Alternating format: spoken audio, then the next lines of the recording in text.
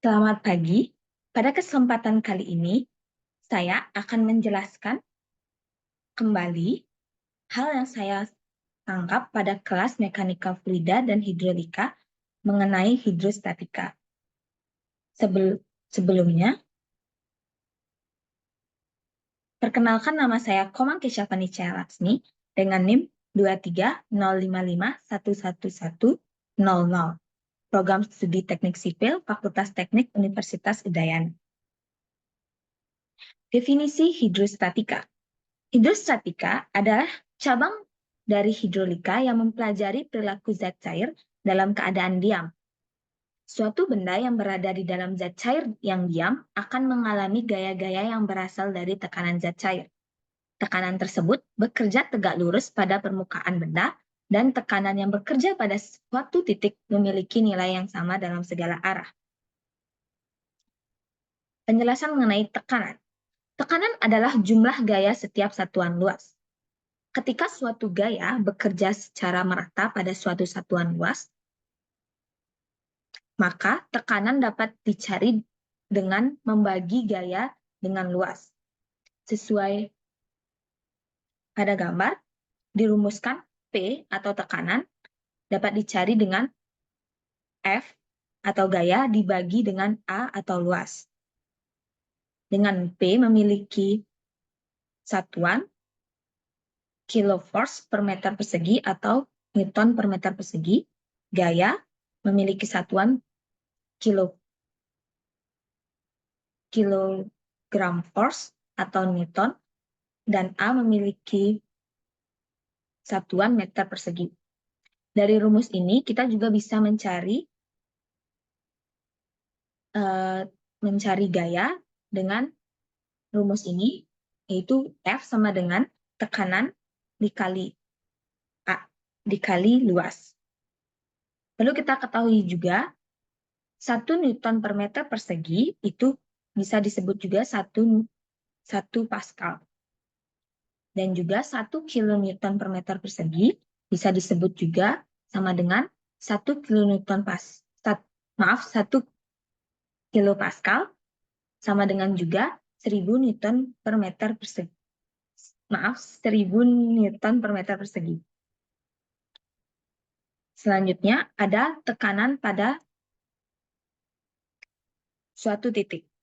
Tekanan pada setiap titik di dalam zat cair keadaan diam adalah sama dalam segala arah. Untuk membuktikan hal ini, di mana suatu titik dalam zat cair keadaan diam dipandang berbentuk prisma segitiga yang sangat kecil dengan panjang dan tinggi adalah dx dan dy. Perumpamaan prisma segitiga itu digambarkan di gambar ini yang saya tunjukkan. Nah, dalam gambar, P adalah tekanan, Px adalah tekanan dalam arah horizontal, dan Py adalah tekanan dalam keadaan vertikal. Sehingga sisi-sisi segitiga ini memiliki hubungan sebagai berikut. Ini. Mana cos alpha sendiri itu bisa dicari dengan membagi dx per ds. Sehingga untuk mencari dx, kita bisa pindahkan ruas, sehingga dx sama dengan ds cos alpha. Yang kedua itu sin alpha. Sin alpha bisa dicari dengan dy, membagi dy per ds. Sehingga untuk mencari nilai dy, kita bisa operasikan, yaitu ds sin alpha.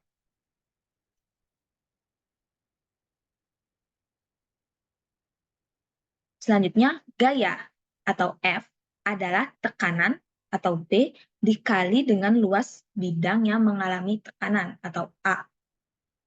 Dari pengertian ini, kita bisa mencari gaya-gaya dari setiap arah yang ada di gambar. Yang pertama, kita mencari gaya di sumbu X atau Fx. Fx bisa dicari dengan Px dikali dy. Lalu selanjutnya, Fy bisa kita cari dengan Py dikali dx. Dan yang terakhir, Fs bisa kita cari dengan Ps dikali ds. Nah, berdasarkan hukum Newton 1, dapat dirumuskan hukum Newton 1 yang memiliki rumus sigma Fx sama dengan 0. Dengan hukum ini, kita bisa mencari atau membuktikan bahwa nilai Px, Ps, dan Py adalah sama. Bagaimana caranya? Itu begini. Yang pertama, kita mencari gaya-gaya yang ada di sumbu X, yaitu Fx sama dengan 0. Sigma Fx sama dengan 0. Di mana gaya-gaya yang ada di sumbu X yaitu ada Fx sendiri, lalu dikurangi Fs sin alfa sama dengan 0. Di mana yang sudah kita ketahui, supaya sama-sama nilainya positif, Fs sin alfa kita pindahkan ke ruas kanan, sehingga menjadi Fx sama dengan Fs sin alfa. Sebagaimana yang sudah kita cari tadi, nilai Fx bisa kita rubah menjadi Px dikali dy. Sedangkan nilai Fs bisa kita ganti menjadi Ps dikali ds. Kita juga tadi sudah mengetahui nilai dy sendiri itu di slide sebelumnya. Nilai dy adalah ds sin alfa. Bisa kita masukkan ke sini sehingga menjadi Px dikali ds sin alfa sama dengan Ps dikali ds sin alfa. Karena di ruas kanan dan kiri memiliki ds sin alfa, maka bisa kita coret. Sehingga kita menemukan persamaan Px dikali Px sama dengan Ps. Begitu juga di sumbu Y, kita bisa operasikan juga mirip dengan di sumbu X, yaitu sigma Fy sama dengan 0, di mana gaya-gaya di sumbu Fy ada Fy sendiri dikurangi Fs cos alfa sama dengan 0. Setelah itu, Fs cos alfa kita bisa pindahkan ke ruas kanan, sehingga menjadi Fy sama dengan Fs cos alfa. Kita rubah Fy menjadi Py kali dx sesuai yang kita sudah cari tadi, yang ini. Lalu Fs kita ubah juga menjadi Ps dikali ds sesuai yang kita sudah cari tadi. Di slide sebelumnya juga dx kita sudah cari cara mencari dx, yaitu ds cos alfa. Sehingga kita masukkan ke sini, Py dikali ds cos alfa sama dengan Ps dikali ds cos alfa. Karena di ruas kanan dan ruas kiri sudah ada ds cos alfa, bisa kita coret sehingga kita menemukan persamaan Py sama dengan Ps. Px, Ps, dan Py memiliki nilai yang sama, sehingga terbukti bahwa tekanan dalam berbagai arah yang bekerja pada suatu titik dalam zat cair diam memiliki nilai yang sama. Selanjutnya, distribusi tekanan pada zat cair. Zat cair memiliki permukaan yang horizontal. Kedalaman zat cair dalam suatu tangki bisa kita umpamakan menjadi H. Luas dasar zat cair dalam tangki adalah A. Dan berat jenis zat cair adalah gamma. Maka untuk mencari berat zat cair di atas tangki, di atas dasar tangki adalah W atau berat zat cair bisa dicari dengan gamma, berat jenis zat cair, dikali volume. Yang kita sudah ketahui bahwa volume itu bisa dicari dengan luas alas dikali tinggi atau kedalaman. Sehingga bisa dirumuskan berat zat cair atau W sama dengan gamma dikali A dikali H. Selanjutnya, tekanan yang bekerja pada tangki dapat juga dicari dengan tekanan, yaitu P, bisa dicari dengan cara membagi W atau berat zat cair per A atau luas alas. Dari rumus yang sebelumnya kita ketahui, W sendiri bisa kita ubah menjadi gamma dikali A dikali H. Sehingga rumus P menjadi gamma dikali A dikali H per A. Karena di pembilang dan penyebut sama-sama ada nilai A atau luas alas, bisa kita coret sehingga P atau tekanan bisa dicari dengan cara mengalihkan gamma dan kedalaman. Dari persamaan tadi terlihat bahwa tekanan pada dasar tangki oleh zat cair dalam keadaan diam tergantung pada kedalaman vertikal dari permukaan zat cair dan berat jenisnya. Apabila berat jenis atau gamma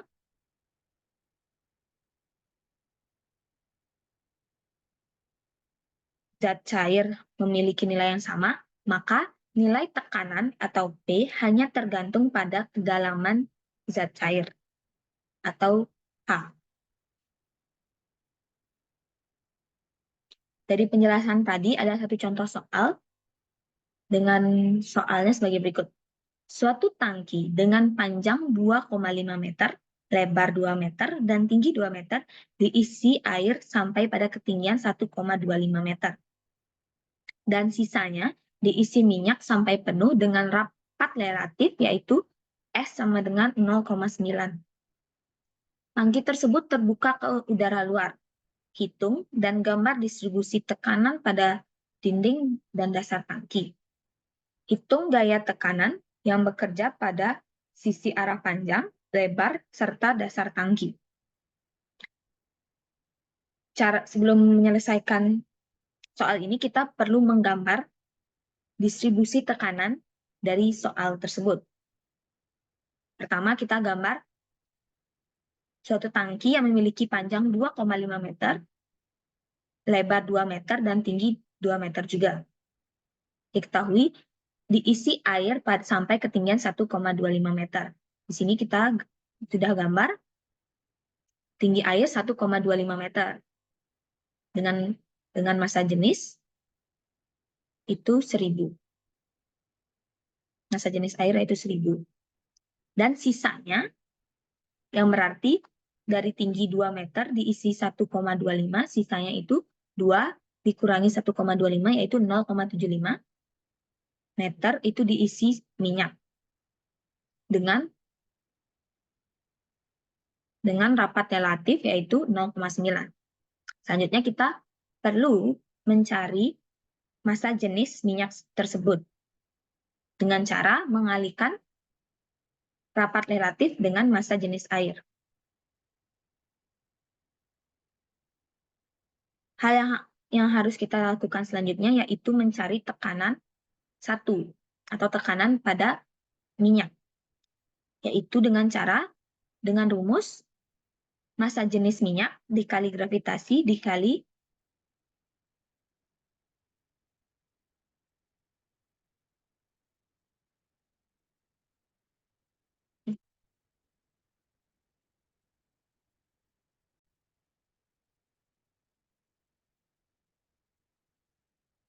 selanjutnya massa jenis minyak itu bisa dicari dengan rapat relatif 0,9 dikali massa jenis air 1000 dikali gravitasinya yaitu 9,81 dikali ketinggian minyak atau kedalaman minyak yaitu 0,75.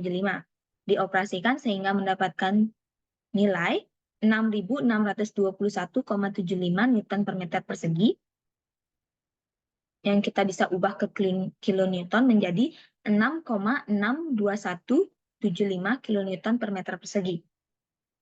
Selanjutnya kita bisa mencari P2 atau tekanan pada air dengan cara P1 tekanan pada minyak ditambah massa jenis air dikali gravitasi dikali kedalaman air. P1 sudah kita cari sebelumnya, kita masukkan, yaitu nilainya 6.621,75. Massa jenis air, yaitu 1000, dikali gravitasi, yaitu 9,81, dikali kedalaman minyak, kedalaman air, yaitu 1,25. Kita operasikan sehingga mendapatkan jawaban, yaitu 18.884,25 Newton per meter persegi. Yang bisa kita ubah ke kilonewton per meter persegi, yaitu menjadi 18,88425 kilonewton per meter persegi. Selanjutnya kita bisa mencari hal yang ditanyakan di soal, yaitu gaya tekanan yang bekerja pada sisi arah panjang, sisi arah lebar, serta dasar tangki. Yang pertama kita hitung adalah gaya tekanan yang bekerja pada sisi arah panjang.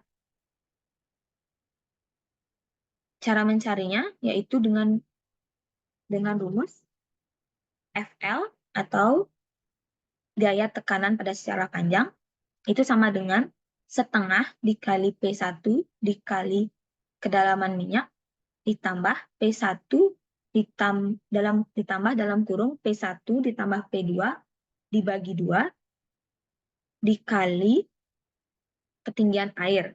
Lalu yang tadi dioperasikan dahulu, lalu dikalikan dengan panjang dari tangki tersebut.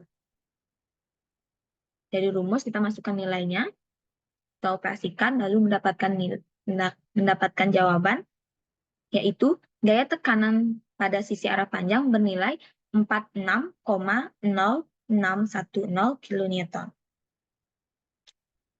Selanjutnya kita cari yang ditanyakan yang kedua, yaitu gaya tekanan pada sisi arah lebar.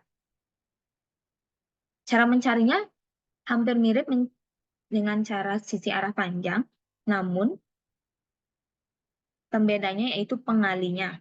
Pengali yang tadi kita kali dengan 2,5, yaitu panjang dari tangki tersebut. Kalau untuk yang sisi arah lebar, kita kali dengan lebar tangki tersebut, yaitu 2 meter. Sehingga didapat jawabannya. Gaya tekanan pada sisi arah panjang adalah 36,8488 kN. Terakhir, kita mencari gaya tekanan pada dasar tangki. Itu kita bisa cari dengan cara P2 atau tekanan pada air dikali panjangnya 2,5 dikali lebarnya 2 meter. Sehingga didapatkan nilai gaya tekanan pada dasar tangki yaitu 94,42125 kN. Sekian penjelasan mengenai hal yang saya tangkap di kelas mekanika fluida dan hidrolika.